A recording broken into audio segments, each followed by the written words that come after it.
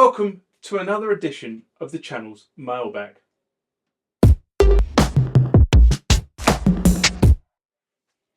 So what is Mailbag? Well, Mailbag is the part of the channel that you guys actually control. It's based on comments, questions, general feedback that you guys leave either on the YouTube channel, the website, or through one of my social media feeds. Mailbag contains what I think the answer is, what I think my view of the comment is, or sometimes, I just throw it out to the wider audience and say, what do you guys think? That's what Mailbag is. So let's get in to the first mailbag of this session. Remember, like, comment, subscribe to the channel. Go over to Instagram and follow me there. Go over to Facebook, follow me there. That's where the normal notices are. And consider becoming a Patreon. Next question, I know this is a bit of a long one, so here we go.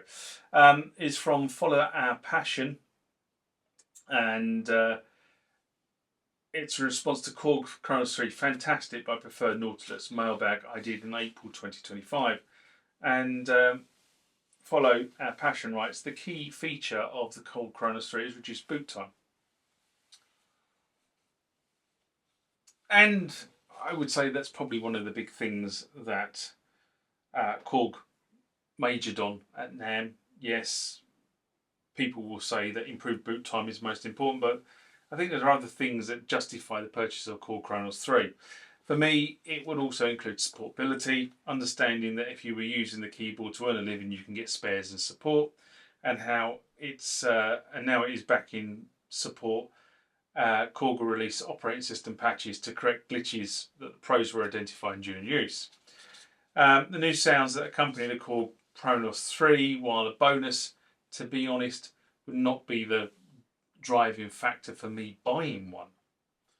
That's the key to me. It would be supportability, and yes, the boot time would probably be quite high. But then, having said that, mine doesn't gig. My Korg Kronos 2 is quite happy. I switch it on. I quite often potter around, do stuff, then come back. It's already a rock and roll. Then Follow Your Passion wrote back and said the Nautilus, the Korg Nautilus, uses a CPU from 2012. So absolutely, I can relate to spare part issue. However, you do not know from what year the Korg Kronos 3 CPU, as it might already be obsolete CPU, even though Korg probably has some stock and spare parts. So at least the question mark regarding supportability of a couple of years down the road is that it's just downside of using commercial CPUs, which become obsolete quite fast, versus FPGA and ASICS for Yamaha. So I don't own a Korg Kronos 3. I've not taken one to pieces, and there's very little on the internet about the CPU that Korg have chosen for this machine. So it's very difficult to sort of answer. But I do know that what I thought Korg said was that the motherboard associated with the CPU are either from 2023 or 24, and changes of these two hardware elements is pretty partly responsible for the decrease in boot time. Now, somebody has since come back and said the CPU is a 2016 CPU. And I'm kind of struggling with that a bit, because I don't understand why Korg would introduce a new machine with new hardware that actually is still 8 years out of date. That seems a bit bonkers to me. But I have no way of verifying whether that statement is true or not. So Korg supported the platform, the Kronos platform, 2011 to 2022, and I like that feature because it meant that you had longevity on the keyboard, and still now they will support a Kronos 2, assuming they can get hold of the parts for it, which is one of the reasons why they stopped manufacturing the thing in the first place, because they were struggling to get hold of the parts to make the keyboard. And they commented on that on several forums, and then made that open statement at NAMM. And many people were saying Kronos is just a production paperweight. Well, it is if you've broken it, but if it's still working, it's still a great keyboard. Now, again, writing back, and if it was 22, 23 tech, it would be incredible. The Nautilus has 2012 tech and was released in 2020. So it's essentially, by the time Nautilus was released, it was already 10 years out of date, and that will become a support problem. Currently deciding whether buying Nautilus, no AT, or Kronos 373. I prefer the feel of the RH3, no AT, but Kronos looks more inspiring to me. And what I would say is, if you were looking at a combination of between Nautilus and Kronos, I probably would be looking at Kronos. And then he comes back and says, well, Grand Stage built on Nautilus tech, or does it have a newer CPU and motherboard? It certainly boots faster, 40 seconds for a lot of sample material. Grand Stage, what I would say on that is,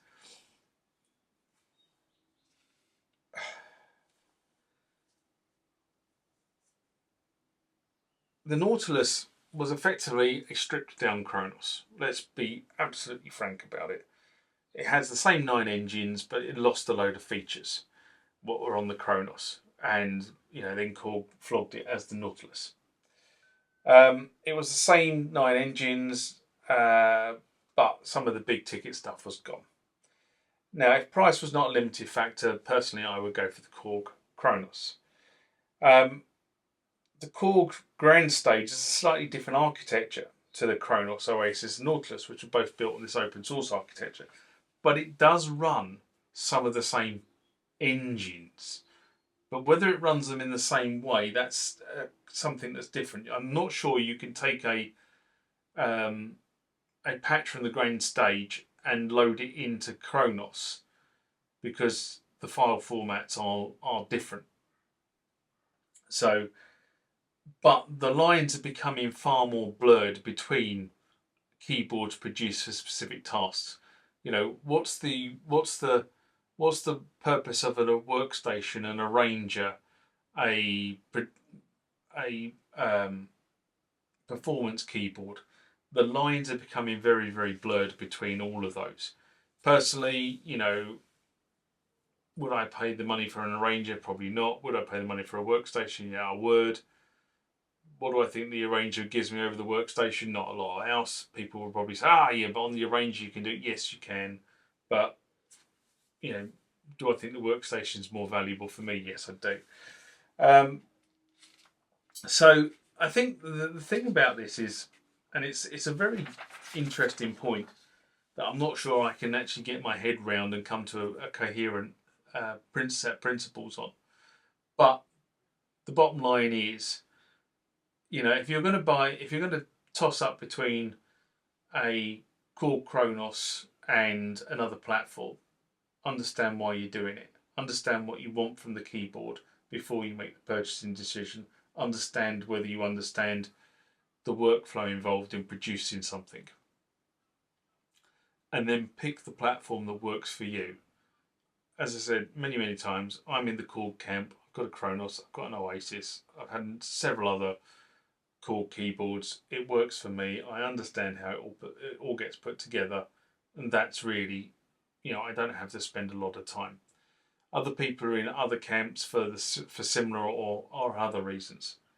But the bottom line is, it's got to work for you, and you've got to buy the keyboard that works for you.